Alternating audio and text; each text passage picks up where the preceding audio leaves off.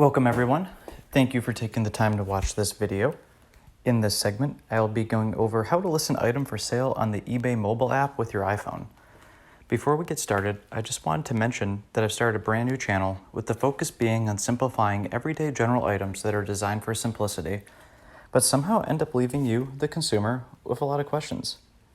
A lot of items that I'll be covering in both this video and future videos are really meant to be intuitive, but somehow, at the end of the day, the carve-outs in the applications, or just in general, leave you wondering, am I in fact doing this right? So before we get started, and as I mentioned, this is a new channel, so if you like the content, please don't forget to like the video and hit the subscribe button below, so that way you can stay tuned with new content each week. I actively monitor questions in the comments, so feel free to comment too. With all that said, let's go ahead and get started. The eBay app has been around now for a few years and has undergone substantial changes, as well as upgrades and patches. The user interface has been simplified to a level that allows you to get an item listed on eBay without having to use the website. While the app is great, it still doesn't have all the same bells and whistles that the website has.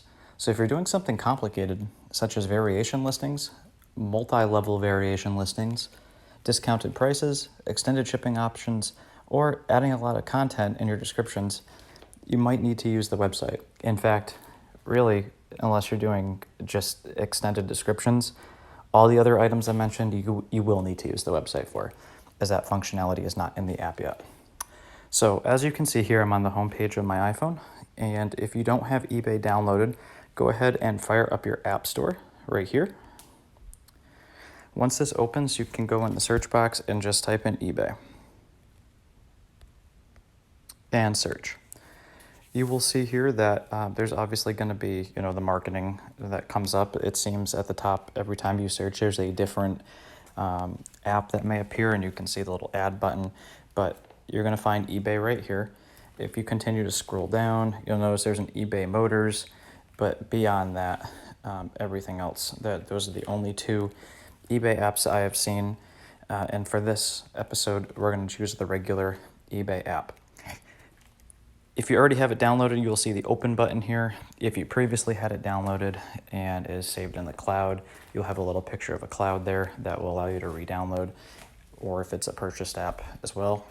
There is no cost to downloading the eBay app. It is a free download. And then if you've never had it, you will see that it says get, like one of these. So after you go ahead and download that, and let's go ahead and open up the app. So I've now opened up the eBay app.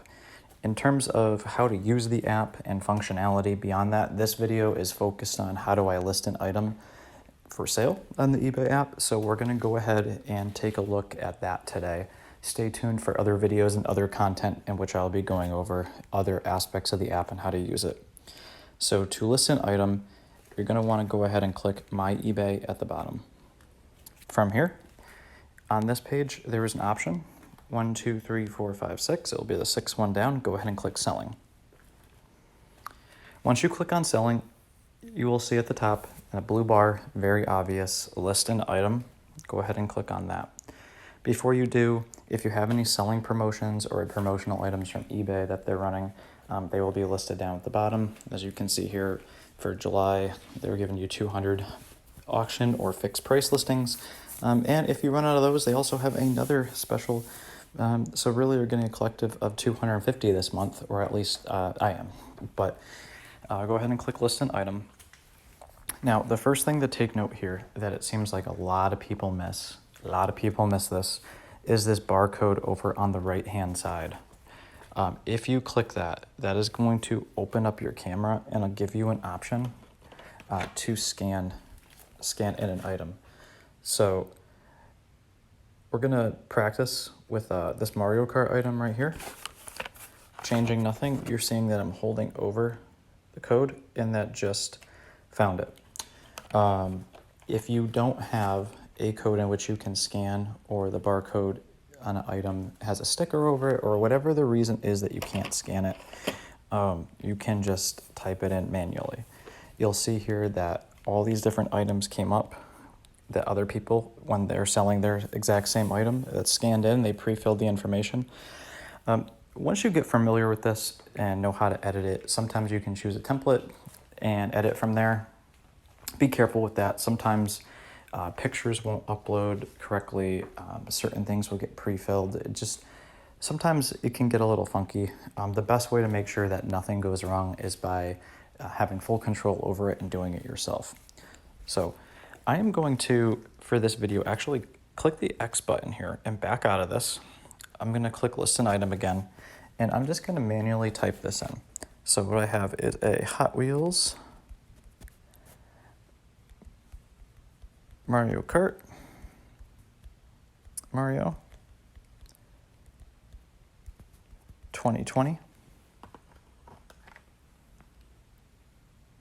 And looking on the back just to see if there is anything, like 1 out of 5 or 1 out of, 6. It looks like there is 1, 2, 3, 4, 5, 6, 7, but there's 7 different collectible Mario Kart ones here, but there is nothing that states this is specifically number 2 out of 7 or number 3 out of 7. It's just there happens to be 7, but they're not ordered.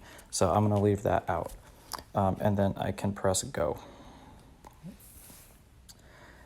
At the bottom, you will see that from my description, the way I typed it in, that it did not find nearly the pre-fills that when I scanned the barcode that it did, but that's okay. I'm gonna go at the bottom where it says can't find yours, create a new listing. Here, the first thing it will ask you is your condition of the item. Now, different categories will have different conditions, but at the end of the day, it's very important to be accurate about your condition. Let's say you're selling a camera, right? Some options may say new, open box, used, right? New being like factory untouched, open box meaning like the box is open but not used necessarily, like a shelf model or something like that. So, or you opened it and wanted to play around with it. Very important to be truthful with that. You want to make sure that you are not fabricating. That will come back to bite you in the butt down the road, and eBay will refund any money in the buyer's favor because you did not accurately list the item, and that will be an item not as described return, in which you are 100% on the hook for. So in other words, be accurate, be honest. If there's a marketplace for it, someone will buy it in the condition, but you need to be upfront. So in this case, I'm going to go ahead and select new right here. Once you get here, you have the option to take a photo. Now, you can either click on your photo library, which is going to upload exactly what you would think it does. It's going to look in your library of photos on your iPhone. Sometimes I actually keep it simple because I like keeping the photo. I will take just pictures on the phone and then I'll upload from the photo camera. In this segment here, I'm just going to click the camera button and take the picture now. So I'm going to take I want to get my shadow out of the way. I'm taking a nice picture here of the front. And then I'm going to turn this over and take a picture of the back. And click done. Now, the photos I just took, they are not going to save to my photo library. Is there a setting that allows that? Possibly. I do not believe so. I've looked for it, but possibly there may be one. Once you're done with that, you can click done. However, sometimes a photo that you take, if it's a large item and it's long and you have to rotate it, you can click on the photos, and at the bottom you have all your editing features. You can say you can rotate it by clicking the rotate button to the far left. You can lighten it, you can shorten it. There's a lot of different options you can do. But once you're done with your photos, you can click the done button, and now you have your photos uploaded. The title, you have the option to do your title plus subtitle here. If you do a subtitle, there will be an additional fee. There may not be, depending on what your package is with eBay. If you have a store or if you're a power seller at a certain level, power seller platinum or titanium, gold, you never know what additional discounts there are, or if you're working with any strategic partners. But generally speaking, there is a fee for a subtitle, and it gets scaled up depending on the value of the item. I'm just going to keep it like this because I actually am not going to completely list it, but I'm going to leave it right here. The next section is item specifics. This is, you want to add as much information as possible. So you'll notice your condition pre-filled, the brand rule pre-fill. Be careful with that. Usually, from what I've seen, 9 out of 10 times it is correct, but every 1 out of 10 times it will give you something that's not what you wanted there. It will pick up a different word, and you just have to be careful with that. The UPC here will pre-fill if you scan that code in. If you did not scan it and you manually entered it like me, it's not too late. You can manually type it in by clicking, or you can use this scan button as well.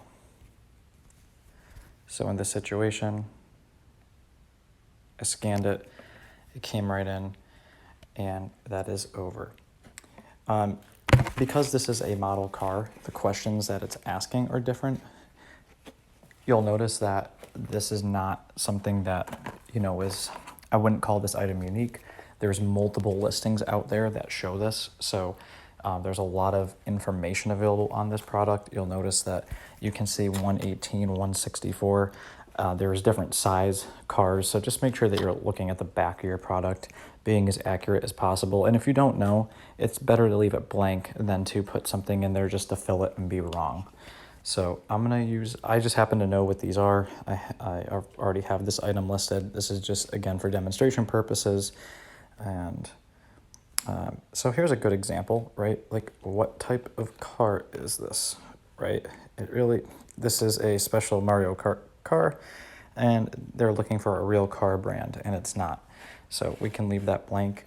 You could actually put not applicable in here, if you want to. If you really feel like you need to fill that space, you can always write NA. When you do that, though, you need to make sure you click that blue plus button so it will save. And then, of course, going down and just filling out everything else that's appropriate and applicable. And for California residents, this is something else that's important to note, too. With California Prop 65 rule that requires disclosure for California residents, there is an option for that right here, right? So again, this is one of those things where, you're looking at the package, you're doing your best you can, but, if it's on there, make sure that you list it. If it's not on there, it's not disclosed. I've personally have typed in here before, unknown, not disclosed. I do not know how eBay wants you to handle that. That's a question that you, the video watcher, is going to need to explore that one on your own. But if it's listed, make sure you do put that. And that's for item specifics. Now, going down into the category, you will notice that on here, you can choose your category.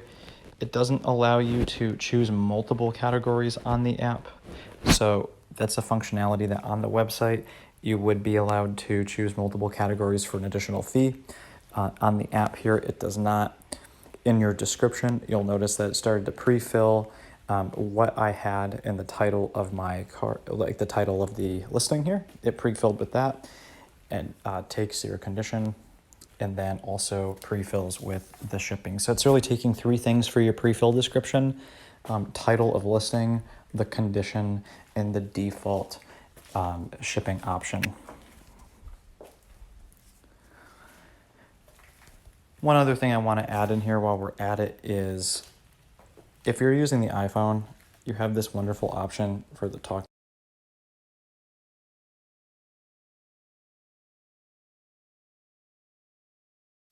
It's a really nice option. And of course, you still have all the regular iPhone options that let you edit it, bold, italic, underline, copy, paste.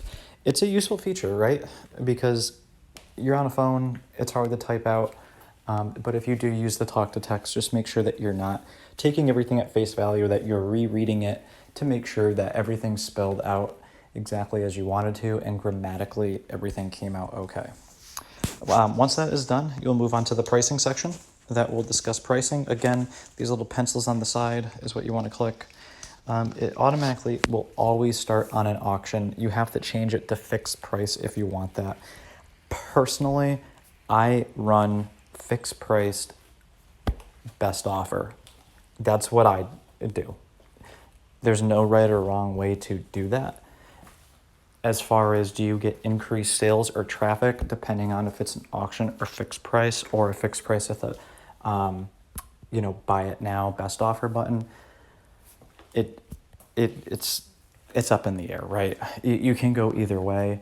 Everyone is going to have a different product they're listing. Everyone is going to have different intent with what they're doing. Some people are starting off building eBay, looking to grow their inventory. Others use eBay mostly as a buying platform. Some use it only as a selling platform. You have the whole gamut, right? So this is going to be up to you. But for this example, if you were using auction, you would have the auction checked. There's an option right here that says see how other sellers priced it. It's kind of cool because you can click on that and look at what did people recently sell. That's important too, especially when trying to value an item. I will be doing a separate video explaining how to evaluate prices and search criteria. But you will see here the items that sold on eBay in the last couple days, or last 90 days for that matter. You have the final sale price. We'll use this first one for $5.69. It was new. It's a new item. They used the buy it now button, and they did not pay free shipping. They did not get free shipping, excuse me. They paid for it. And moving down, it looks like that's pretty common, right? So if you're using auction, you can set your auction starting price. This easy pricing option, just after a certain amount of time, it will go down. See how it says will lower your starting bid by 5% each time your item is auto relisted, or until it gets sold, or it gets $2, or it gets to $2.10, notifying buyers who showed interest. So easy pricing is another tool that allows you to it gets you away from having the day-to-day management of your items. However, it's kind of like it's one of those things where if you're new and you're starting off on eBay with the intention of growing your business, that may be something you want to stay away from. Obviously, it's up to you, but getting in the habit of actively monitoring your items, looking, just really staying on top. I mean, you're too new to really understand what's occurring out there. There's going to be a lot of growing pains. It happens to everyone. So I would almost suggest staying away from that. But again, that's your choice. Someone that's just throwing an item up for sale that's maybe not common, they have some stuff around their house they want to get rid of. They don't really care what it sells for. They're just trying to get any dollar back. They have no intention of monitoring it. They just want it to auto-renew, and when it sells, it sells. That's an example of when you can use it. Duration, that will show you the time you can have it listed for auctions. Keep in mind, auctions run from 1 day to 10 days. If you do anything outside the 7 days, and it even says here, if your item doesn't sell, we'll re-list it up to 8 times for free. So here, after 8 times, they will charge a fee for the relist on an auction. It will also go towards your allotted auction and fixed count per month. And if you do something like a 3-day or 10-day auction, you may get charged on that. Offers. So if you want to do the offer price here, you can do an auction best offer. You can add a reserve price, right? Which it says right here, this is the lowest amount you'll accept. A fee applies whether or not your item sells. Basically, it's a way to protect your auction, kind of like an auction minimum, right? But at that point, it's almost like, why not just start it at that? And then, of course, you have the flexibility to future schedule a start date. It does not have to start when you list. You can set a different date. Now, I backed out of this for a moment, but I want to just go back one last time and just clicked on changing it from auction to fixed. This is kind of what I deal with. This is what I deal with on a day-to-day. You will see, again, the same seller price. For this item, for example, I'm going to click on the price and I'm going to change this. It gives you the option at the bottom. I want to list this item for $6.99. I mean, it would retail in the store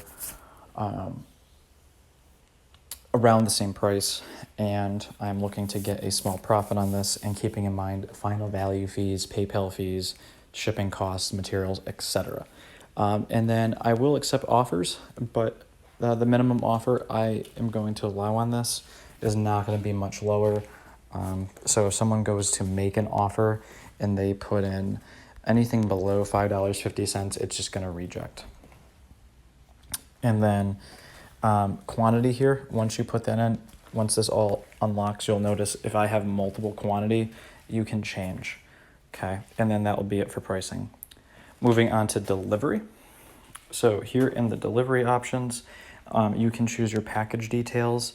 So here, if you don't know your package details, you can click that box. It will gray everything out.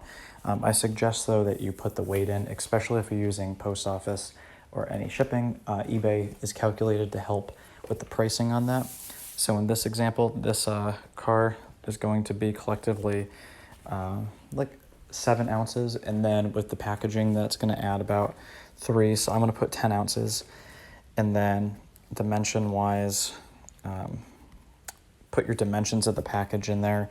I will do a separate video on when you can just skip the dimensions versus not, and different shipping options, but make sure you put your dimensions of the package in there.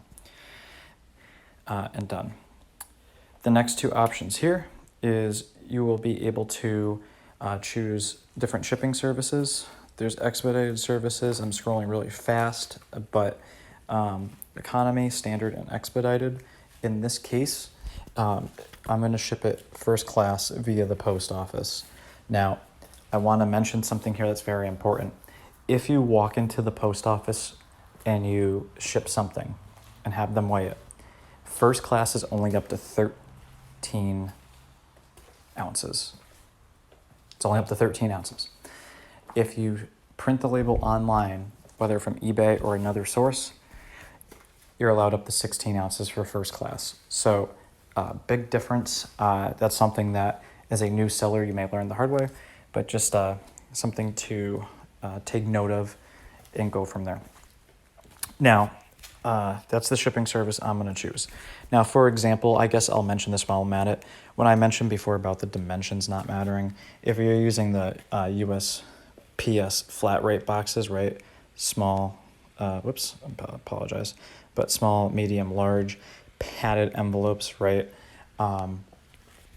it's less about the dimensions that you need to know and more about if it fits its ship's component, and then making sure that you know the maximum weight that can go in those post office boxes. So I'm going to change this back to first class for this example. And then the last thing here is changing who pays. So if you wanted to do free shipping, you can choose the free shipping option.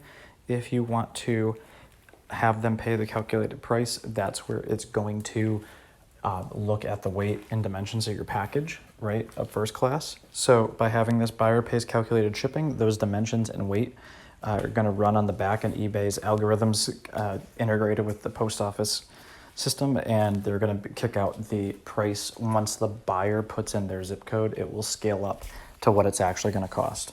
And then if you want them to pay a flat shipping price, you can choose that option and type it in.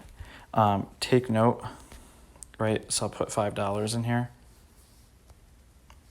If you put a flat shipping price, it's not going to allow handling because that's collectively the total.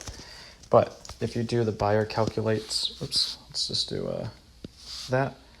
But if you do buyer pays calculated shipping, you do have the option to add a handling cost in there as well. It's not too common. We really don't see that all that much anymore. A matter of fact, it kind of dissuades buyers from really wanting to buy it because at the end of the day, if you have free shipping, people are looking for the lowest priced, highest quality, good rated seller as well as free shipping. Now, if you have all the other parts put together and everything collectively looks good, a lot of people won't mind paying for shipping, but it's just something to keep in mind. It's another tool in the chest, or tool in the tool belt, I should say, to help you be a better seller. Now from here, we'll go down. I want to just call out these last 2 options here. You have your local pickup and you have your ship internationally. Local pickup would allow someone to not pay shipping and choose the local pickup option if they're in your area. That's something that you need to think very carefully about. If you want people come into your house to pick up items, that's completely up to you, but that's what that option is. And then the ship internationally through eBay's global shipping program. If you are unaware of what eBay's global shipping program is, I would suggest tuning into another video of mine where I talk more. I'm going to do another video. What is the global shipping program, pros and cons, and kind of what eBay says versus what the internet says. And then, of course, what have I actually experienced utilizing the global shipping program. So that's going to be a separate video, so stay tuned for that. But on the ship internationally here, by having this checked off through the global shipping program, this will allow you to ship it to eBay's. They have a specific site. They may have more than one. The only one I've ever interacted with is their one in Kentucky. It's you will ship to eBay. eBay will then take the package and do all the customs forms and anything else that goes along with shipping something internationally, and they will get it from there. Your responsibility lies on you getting it to eBay, and then from there, eBay takes the responsibility of getting it from eBay to the buyer. So it makes it very simple on you from an international standpoint. It allows you to, whether you're opted in or not, it doesn't necessarily restrict you from global sales, but it's another tool that eBay offers to help you do your business more efficiently. And also, you don't know where someone's buying something from, right? So it's not something that, I personally like it, but I've also read negative feedback on it, and that's what we'll discuss in another video. But that's what the global shipping program is. If you opt to not do that in the global shipping program here, you can see here that it doesn't give you the countries to exclude, but if you chose international destinations, if you choose something, right, other than the global shipping program, if you choose to ship internationally, you can choose on the app where you want stuff to go. You will notice here that by doing that, it kind of gives you very high level or frequent countries. It does not give you the complete list. On the website, on the eBay website itself, you will have the full options to do that. Now, I am going to just quickly get back out of that, and now that covers the shipping component. The last part here that we will need to do before this finishes up and lists an item is to choose your payment preferences and all that. So on here, the payment methods, you have an option to use PayPal or not. You can do Visa, MasterCard, Discover, American Express by phone or in person, pay on pickup. If they're picking up local, they can pay when they get there type of deal. But honestly, I have PayPal. I haven't used anything other than that, and it's extremely simple. I know eBay is going over to their managed payments platform very shortly here for July 2020. If you have not already gotten an invite towards that program, eBay just told me earlier this week that it'd be on the lookout myself for one. It's going to be interesting, and I'll be doing a video on that, to say the least. But in here, you would just select your PayPal email address, and it will go. Handling time, you can choose between same business day all the way to 30 days. 1 business day, basically the quicker the better. 1 business day seems to be what I see out there quite often. I also do one business day. When I first started, I actually did 3 days. I thought that was good. But now I've moved up to 1 day. And that 3-day business handling time is because I thought that when you get paid, that the money didn't clear in PayPal right away. So I wanted to give a buffer. Inadvertently, no one's really looking at the handling time. They almost all expect that it's going to go out immediately. And it just turns into, excuse me, where's my item? Or I would like a refund. This has not shipped yet. Or they found it somewhere else. So by shipping quicker, that's going to be in your favor. And then, of course, if you have concerns about that, you can just put require immediate pay below. So I'm going to choose that option, require them to pay when they purchase. That way you don't get someone that buys and then ties it up, for 2 to 3 weeks waiting for a payment. But and then, of course, you need to put your zip code in here too for item location, because that's going to go all into shipping costs and also eBay records. Last but not least is return policy at the bottom here. So you can either choose to opt in for domestic returns and international returns. I don't do international returns even through the global shipping program. That's not something that I have gotten to yet in my selling career. It's probably something maybe I should, but I just have not. I don't do a lot of global sales. so it's not something that I've done. And then, of course, the return options are allowed within 30 or 60 days. eBay's money-back guarantee program is within 30 days. And then you can choose for the return if you pay or the sell. Like, in other words, will the buyer pay or will you pay to get it back? And then you do have the option, if you're selling multiple quantities of the same item, to do money back, just refund them their money, or you could do a replacement, right? You can give them the option for cash back or getting a replacement if you have multiple of the same item. So, and that's what that is there, right? So, and then you will go ahead down here. Last but not least, donate a portion to charity. If you have that set up, you can select the charity here, right? You can type in your charity. More to that. Oh my goodness, I just closed out of that. That's actually a good point real quick, is if you do close out of your listing, it will be saved in your drafts on selling. So I'm just going to go ahead and click here, and it will re-pop up exactly where I left off. So scrolling back to the bottom, again, you can choose a charity if you want. I would suggest reading into that more, and I will do another video explaining kind of eBay and their charity and more to know on that. But and then if there's any fees for listing it, if you opted for any options that will charge you more, it will be listed below. Before you list, of course, you have the option to preview if you want to see what it looks like, or you can save for later, which is exactly what would happen if you exit out right now. It will put it in your drafts on your home page, and then you can go ahead and click list. So I'm going to go ahead and list this.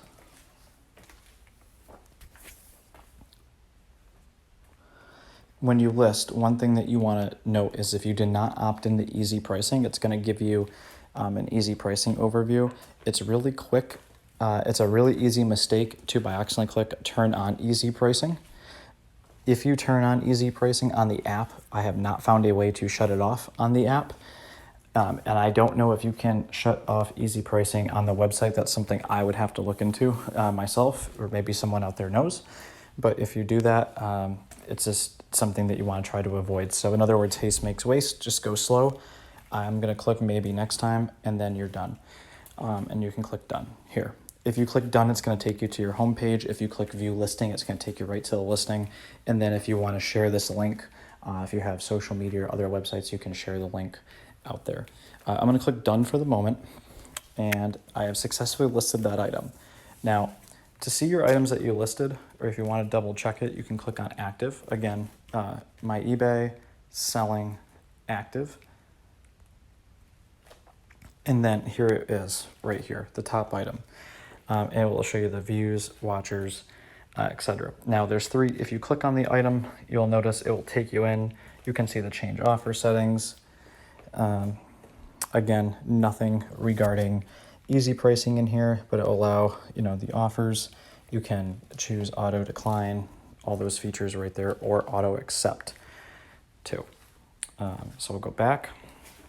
You can see that we have revise item, which would take you right back to the page that we were on when listing it. We have end item to cancel this. And we also have sell a similar item that will allow you to, if you click that, it will basically take everything that you put on this template and just create another template exactly the same. Where like if you have the same thing, you want to have all the same settings and just adjust, you can do that. So I'm going to click back. Something that takes a lot of sellers some time to find out is these three dots right here. So these three dots right here, again, revise, share listing, promote, sell, similar, or end. The one that a lot of people are looking for is how do I get this item towards the top of the page or promote. So you're going to want to click those three dots, click on promote listing. Everyone has a different opinion on promoting and when to promote, when not to promote. Some people set promotions towards spikes, if it's if you're selling items, let's say you're selling items related to Thanksgiving, year round, but coming up in October, early November, gearing up towards Thanksgiving, that interest is going to peak. Some people will set their campaign for promotions going towards a specific date. Most people aren't that advanced or running stores at that level, so a lot of people just choose to promote instantly. It gives you a trending rate for items that are the same. But if you want to change your rate, so I'm selling a $6.99 or $5.99 item here. I don't want to pay 50 cents on that because I'm already paying the portion in eBay and PayPal fees. but I do want my item to show as promoted. So I am just going to change this down to 2%. I'm fine with 15 cents. And that gets my item at least where, on the page and shows it's promoted. And I'm going to click promote listing now. If you want to end it, same thing. Just click on the promote listing and you can end it. Ending the listing here just ends the complete listing, ends everything. But to unpromote, you can click the promote listing button again and then end promote. And that is how you list an item on eBay on the iPhone app. Again, choosing shipping options such as a regional A box or other boxes, regional B, doing a variation listing where, you have 3 different sizes of t-shirts in all different colors and you want to give drop down menus where people can choose like small, medium, large. Or if you want to get fancier than that, doing something like different size, struggling for an example here, different size soap, with different scents and stuff like that, where it's not just as black and white as small, medium, large, and then the same color, but like really tying variations together, multi-level. That's all website stuff. So again, thank you so much for tuning in today. I hope you enjoyed. I know I was a little long-winded in certain areas, but I want to make sure we covered all the bases. Again, go ahead and subscribe, like, and comment below, and look forward to speaking with you guys soon if you comment, and continue to be on the lookout for new content next week.